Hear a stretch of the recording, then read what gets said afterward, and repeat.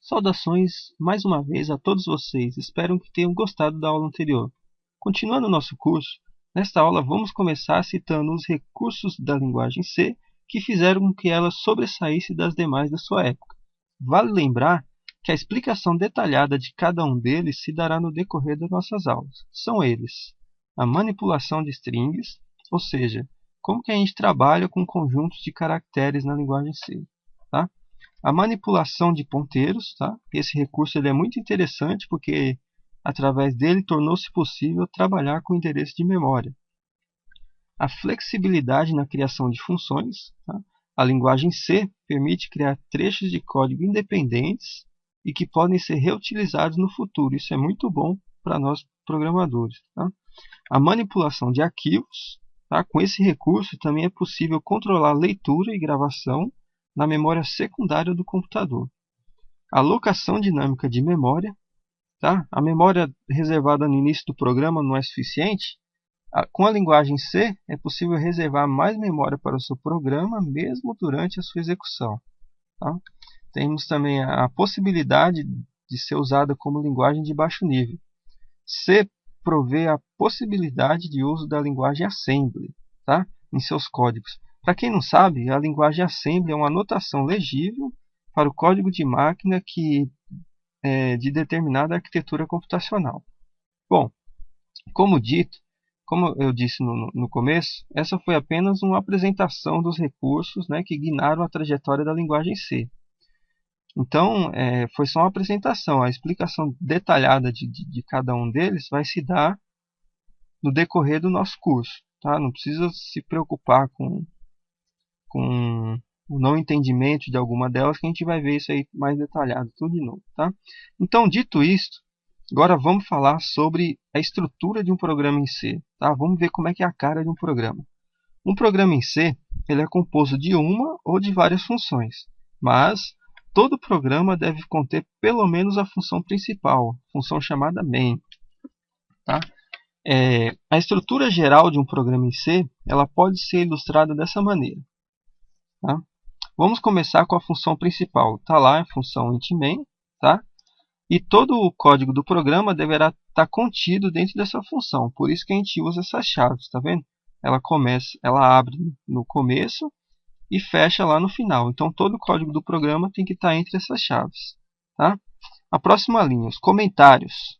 Os comentários eles são opcionais. Podem estar em qualquer parte do programa e devem estar contidos entre os pares de sinais barra asterisco, asterisco barra, ou barra barra se o comentário ocupar uma linha só. Os comentários servem para a gente inserir alguma informação adicional no nosso código e através dos sinais barra asterisco, asterisco barra ou barra barra, ele informa o compilador que o que está entre esses sinais não é processado, tá? Então, a próxima linha, vamos lá para a declaração de variáveis. Esse é o espaço onde se determina quais as variáveis serão utilizadas no programa. Apesar de também poder ser feita fora da função main, a declaração de variáveis geralmente é feita no início do programa, tá? Como está aí. Instruções.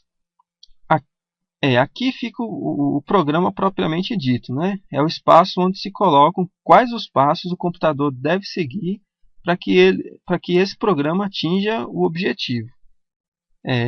Então vamos lá, return. Return é um comando necessário, tá?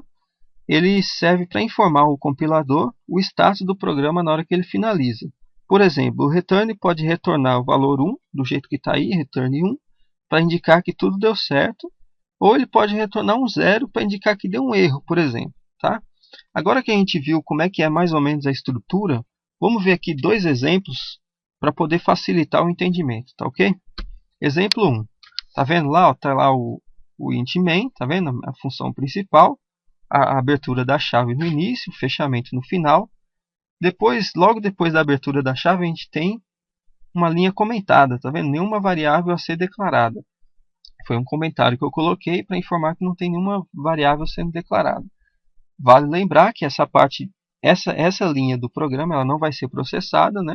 justamente porque ela é apenas um comentário. Logo depois eu tenho uma instrução, eu tenho um comando. Esse comando, particularmente, ele serve para imprimir uma mensagem na tela. No caso, eu estou imprimindo curso de linguagem C na tela do computador. Tá? Esse programa é um programa que só tem uma instrução. Eu resolvi começar com um exemplo mais simples para poder facilitar o entendimento de vocês que estão começando. Logo após eu tenho o comando return, tá? Porque ele é necessário.